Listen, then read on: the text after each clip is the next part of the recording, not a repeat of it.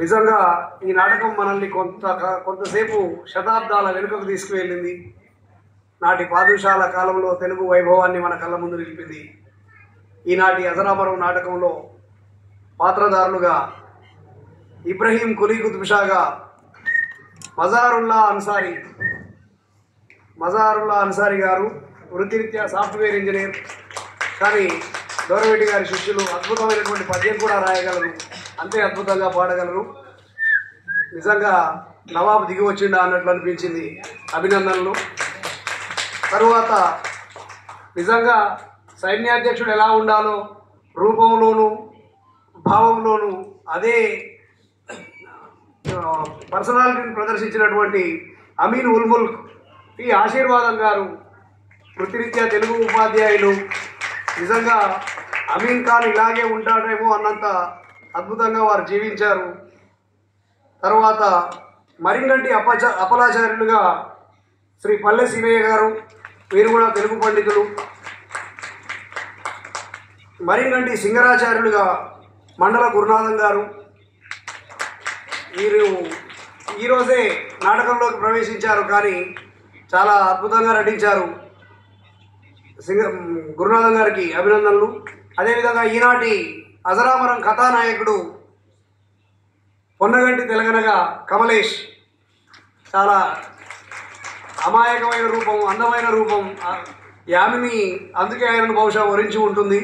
చాలా అద్భుతంగా నటించిన కమలేష్కు అభినందనలు. అదేవిధంగా యామిని, ఈ యామిని చూసి చాలామంది నిజంగానే అమ్మాయి అనుకుంటున్నారు. ఆయన పసుల హనుమంతు, బహుముఖ ప్రజ్ఞాశాలి, గొప్ప చిత్రకారుడు కూడా.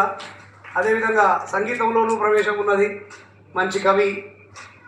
యామిని నిజంగా హనుమంతు గారు యామిని పాత్రలో జీవించారు. ఇక మనల్ని ఆద్యంతం కడుపుబ్బ నవ్వించిన నరసన రౌహుబుద్దీన్ గారు, వారు సాంఘిక శాస్త్ర ఉపాధ్యాయులు. మొన్న జనవరి 30 నాడు రిటైర్ అయ్యారు. కానీ చాలా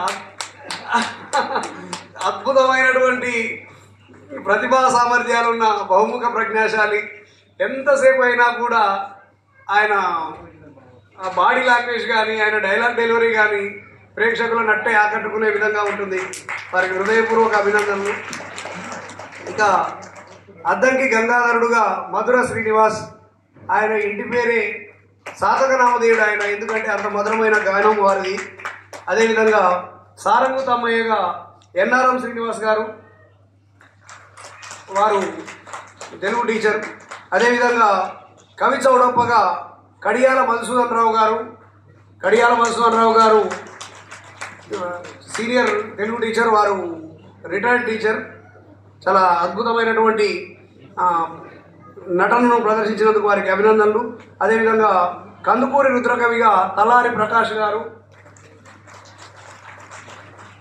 ఇక ఈ నాటకాన్ని రచించి దర్శకత్వం వహించి అంటే సర్వం తానై నడిపిస్తున్న పెద్దలు దూరవేటి గారు. దూరవేటి గారి గురించి నేను ప్రత్యేకంగా చెప్పవలసిన పని లేదు, ఎందుకంటే వారు బహుముఖ ప్రజ్ఞాశాలి. 55 పుస్తకాలు రాశారు. అనేక రంగాలలో ప్రవేశం ఉన్నది.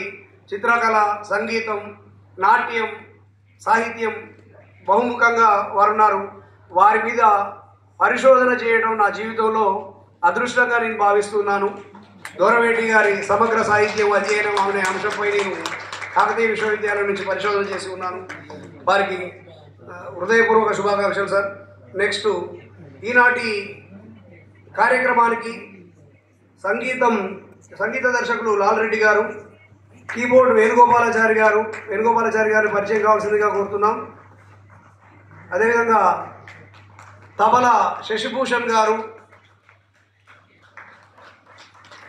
అలాగే తమ యొక్క వ్యాఖ్యానంతో నవ్వుల పువ్వులు పూయించే కోటం చంద్రశేఖర్ గారు, వారిని వేదిక మీదకి పరిచయం కావాల్సిందిగా ఆహ్వానిస్తున్నాం.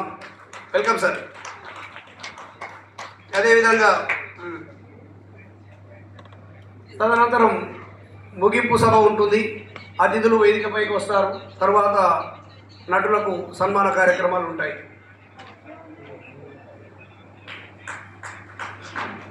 కార్యక్రమానికి ఆత్మీయ అతిథులుగా విచ్చేసిన తెలుగు సాహిత్య కళాపీఠం కార్యనిర్వాహక అధ్యక్షులు, ప్రముఖ సాహితీవేత్త గౌరవనీయులు డాక్టర్ ఈటెల సమ్మన్న గారిని వేదికపైకి సాదరంగా సగౌరవంగా ఆహ్వానిస్తున్నాం. అదేవిధంగా ఈనాటి కార్యక్రమానికి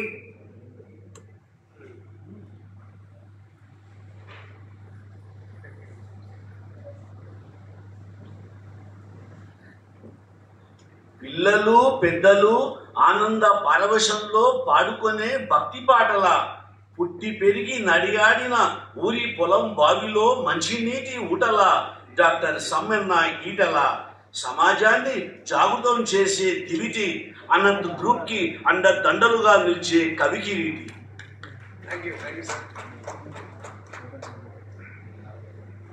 అదేవిధంగా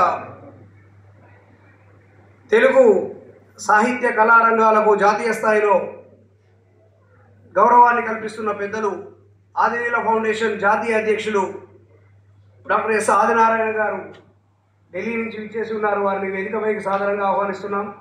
ఆదినారాయణ సార్ వేదికపైకి రావాల్సిందిగా కోరుతున్నాం. సార్ ఆదినారాయణ సార్ వేదికపైకి రావాల్సిందిగా కోరుతున్నాం.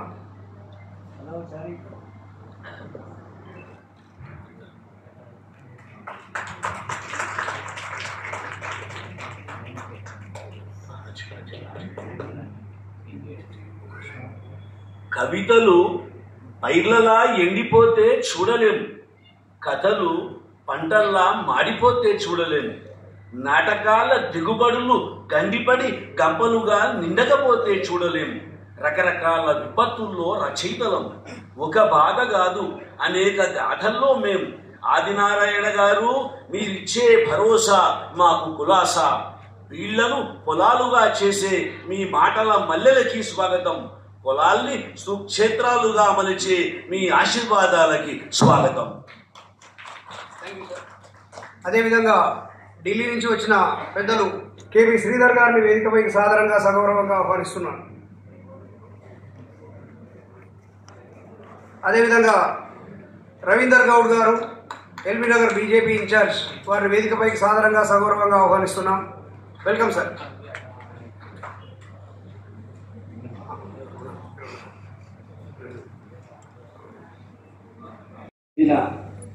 పెద్దలు, మహానుభావులు, కళాభిమానులు, వేదిక ముందున్న కళాకారులు, కళాభిమానులు అందరికీ పేరు పేరున నమస్కారాలు.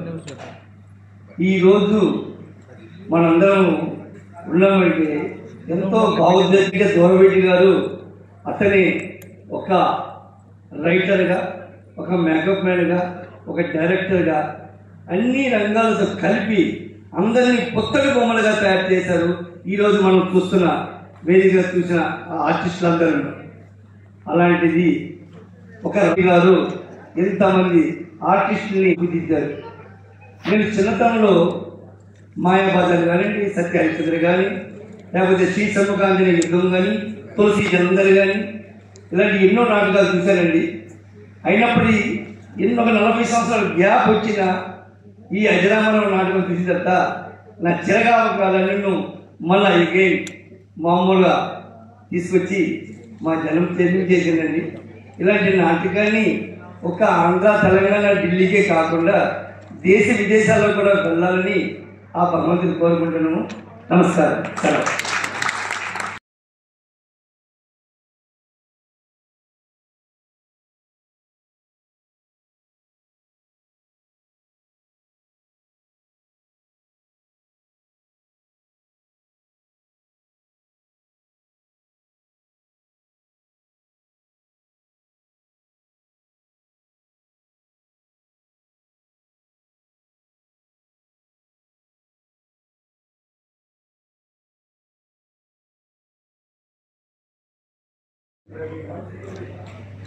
కట్టుకొని ధోతి, పెట్టుకొని విభూతి, పెంచే తెలుగువాడి ఖ్యాతి, అందుకే కవిగా చేస్తున్నాను రుచి.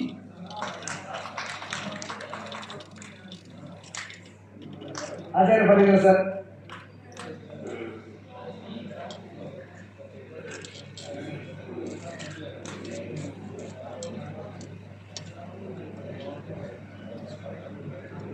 ఈనాటి సభాధ్యక్షులు వడిచర్ల సత్యం గారికి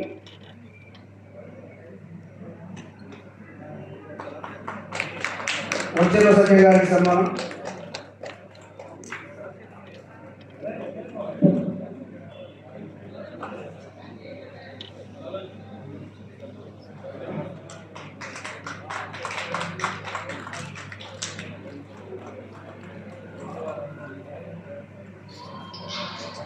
అతిథులందరూ దయచేసి కళాకారులను సన్మానించాల్సిందిగా కోరుతున్నాను. కళాకారులను వరుసగా పిలుస్తాను.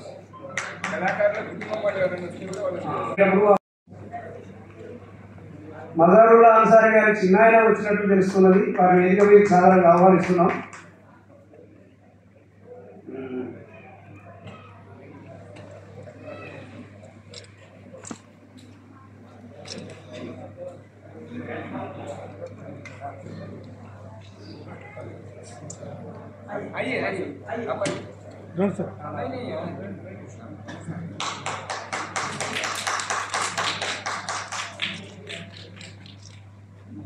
అమీన్ ఉల్ముల్క్ గా నటించిన టి ఆశీర్వాదం గారిని వేదికపై సాధారణంగా ఆహ్వానిస్తున్నాం.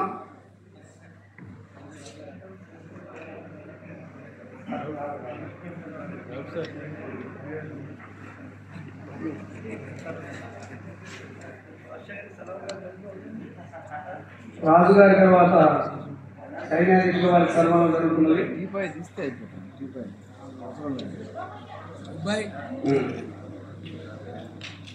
మరిగంటి అపరాచార్యులు పల్లెశ్రీ గారి వేదికపై సాధారణంగా ఆహ్వానిస్తున్నాం.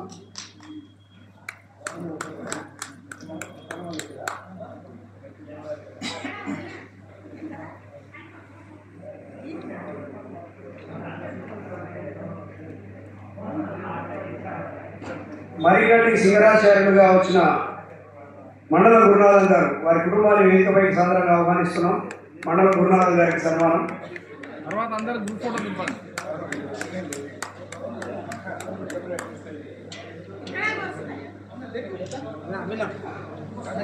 గురునాథన్ గారి మాతృమూర్తి గారు వేదికపైకి వస్తున్నారు.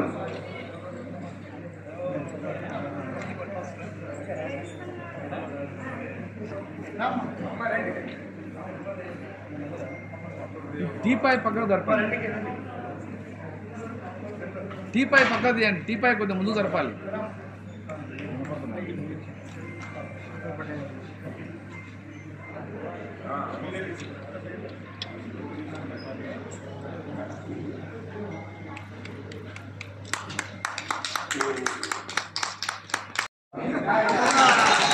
तो मालूम नहीं तुमने? हाँ इलामी क्या पट्टी में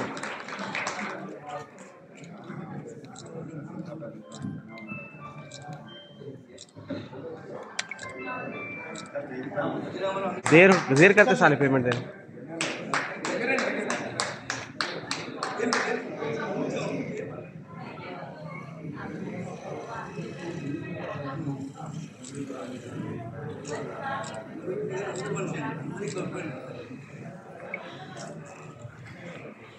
కమలేష్ గారి కుటుంబం వారి శ్రీమతి పిల్లలు వేదికపై సాధారణంగా ఆహ్వానిస్తున్నాం.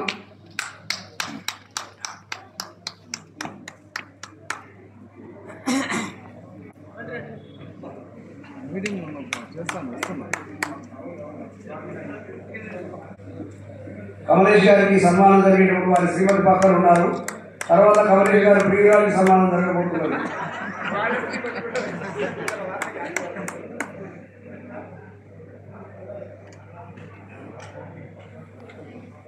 డైరెక్టర్ నరసింహ్ గారు చిన్న కవిత. మా గురుగారు రాసింది. మాటలోన మధు మాన్యతలోన మధు దీని చూపు మధు దీని రూపు మధు అధర మధులోన అమృతమే అమృతం.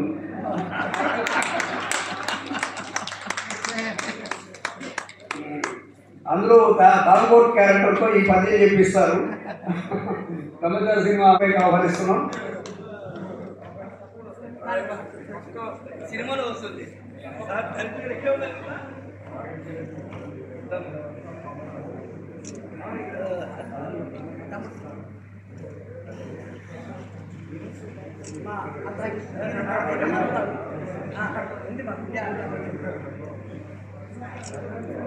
రౌత్ కోసం అభిమానంతో రాసినటువంటిది తల్లి మాతృభాషకి సన్మానం, అనుకున్న కార్యాన్ని పూర్తి చేయగల సామర్థ్యానికి సన్మానం, పర్వళ్ళు తొక్కి ప్రావీణ్యానికి సన్మానం.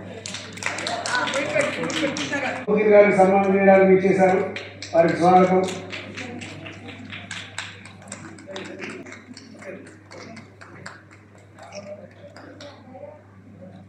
అదేవిధంగా సారంగు తమ్మయ్యగా ఎన్ఆర్ఎం శ్రీనివాస్. నమస్కారం అండి. నా పేరు డాక్టర్ ఆదినారాయణ. నేను సెంట్రల్ గవర్నమెంట్లో డిప్యూటీ ఎన్ఫోర్స్మెంట్ ఆఫీసర్గా పనిచేస్తున్న సమయంలో ఆదిలా ఫౌండేషన్ స్థాపించి దీనికి నా భార్య, నా సతీమణి లీలావతి గారు చైర్పర్సన్గా ఉండి అనేక కార్యక్రమాలు ఒక దేశంలో ఢిల్లీలో కాకుండా దేశం నలుమూలలో చేస్తున్నారు. నేను 2020లో రిటైర్మెంట్ అయిన తర్వాత ఇదే పనుల్ని ముఖ్యంగా కళలను పోషించేదానికోసము, కళాకారులను ప్రోత్సహించేదానికోసము ఈ అజరామరం నాటకాన్ని ఫస్ట్ ఢిల్లీలో ప్రదర్శన చేశారు. ఆ సమయంలో వీరు పర్టికులర్గా ఈ కళల్ని ఆరాధించడం వేరు, కళలను పోషించడం వేరు. బట్ కళాకారులు నిజంగా వాళ్ళు జీవ కళాకారులు, అంటే వాళ్ళు బోర్న్ ఆర్టిస్ట్ అనమాట. కళలు మరుగైన సమయంలో పద్య నాటకము రావడము ఇది అమూర్తమైన విషయము. అదే కాకుండా ఇందులో తెలంగాణ కళను కూడా స్ఫూర్తిదాయకం చేశారు. వీళ్ళకి మంచి ఉజ్వల భవిష్యత్తు ఉంది. ఈ కళలు, ఈ నాటకం చూసిన తర్వాత చిన్ననాటి జ్ఞాపకాలు గుర్తు వస్తూ వాటిని నెమరేసుకుంటూ ఇలాగనే ఈ కళలను అందరూ పోషించాలని. ఎందుకంటే ఒక సినిమా నటించడం వేరు, డైరెక్ట్గా చేయడం వేరు. సో వీళ్ళు నిజంగా జీవకళని ఉత్పత్తించారు. అలాగనే ఈరోజు ఎంతోమంది కళాభిమానులు, కళా పోషకులు వచ్చారు. అలాగనే పాత్రికేయులు, ప్రెస్ కానీ, ఎలక్ట్రానిక్ కానీ, టీవీ కానీ అందరూ వచ్చి వాళ్ళందరూ ప్రోత్సహించారు. ఇలాగనే మీరందరూ వారిని ఆశీర్వదించాలని సభాముఖంగా తర్వాత ఈ మీడియా పరంగా కోరుతున్నాను. నమస్కారం. అసలుగా భగవంతుడు మాకు అనుకూలిస్తే ఈ అజరామరం నాటకాన్ని సెప్టెంబర్, అక్టోబర్లో సింగపూర్, మలేషియా తీసుకెళ్లాలని అనుకుంటున్నాం. అది భగవంతుని కోరిక.